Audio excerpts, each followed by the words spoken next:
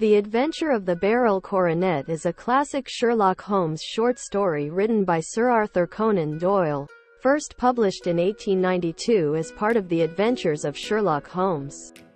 This narrative is a compelling tale of a valuable family heirloom, a desperate act of theft, and the inimitable detective work of Sherlock Holmes. The story is narrated by Dr. John Watson, who provides insight into another intriguing case taken on by Sherlock Holmes. The narrative begins with Watson reflecting on the various cases he and Holmes have encountered, each unique in its complexity and intrigue. Watson then introduces us to the adventure of the Beryl Coronet. The story revolves around Alexander Holder, a respected banker who seeks Holmes's assistance. Holder is distressed and ashamed, as he has been entrusted with a priceless family heirloom, the Beryl Coronet, and it has been stolen from his possession. The Beryl Coronet is a valuable piece, set with numerous beryl gems, and is one of the most precious family treasures. It was given to Holder's grandfather as collateral for a substantial loan made to a royal personage, who had returned it along with the loan's interest. However, Holder's troubles began when he agreed to help a visitor who urgently needed a substantial loan. This visitor, Arthur Holder, is Alexander Holder's son. Arthur was left in financial ruin due to his extravagant lifestyle, and he had borrowed money on the strength of the Beryl Coronet. The family's reputation and financial stability are at stake, and Alexander Holder is determined to recover the stolen coronet. Arthur's desperate situation led him to take extreme measures, and he pawned the coronet in exchange for a substantial sum. Sherlock Holmes is sympathetic to Holder's plight and agrees to take on the case. He instructs Holder to provide him with all the details surrounding the theft, including the events leading up to it. Holder explains that he had locked the coronet in a safe within his bedroom. Late at night, he heard a sound and rushed to investigate, only to discover that his son, Arthur, was in the act of taking the coronet from the safe. Arthur was apprehended in the act, and Holder wrestled the coronet from him. In the struggle, 3 barrels fell from the coronet, and Holder realized the gems were missing. Holmes examines the coronet and observes that the barrels were removed with force, causing damage to the valuable piece. The detective deduces that Arthur must have taken the coronet to a pawnbroker, who then removed the gems to sell separately. Holmes determines that the priority is to recover the missing barrels, as they are easier to trace than the coronet itself.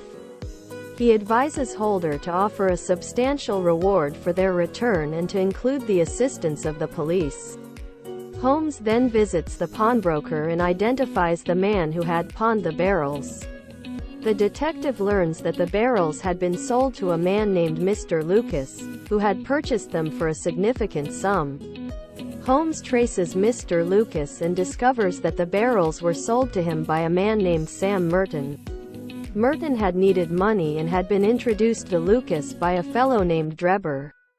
Holmes believes that Drebber may have knowledge of the missing barrels and seeks to locate him. Holmes's investigation eventually leads him to a location known as the Alpha Inn. There, he finds Drebber in a drunken and miserable state, unable to provide any useful information.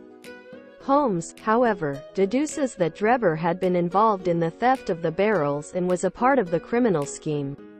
The story takes an intriguing twist when Holmes uncovers the identity of a mysterious third party involved in the case, a man who remained hidden in the background. Holmes identifies this man as Arthur Holder, who had been coerced into stealing the coronet by a sinister figure who held him under his control. Holmes confronts Arthur Holder and convinces him to reveal the name of the person behind the scheme.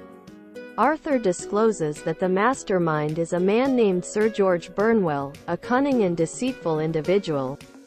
Holmes continues to work diligently to recover the stolen barrels and expose the criminal network.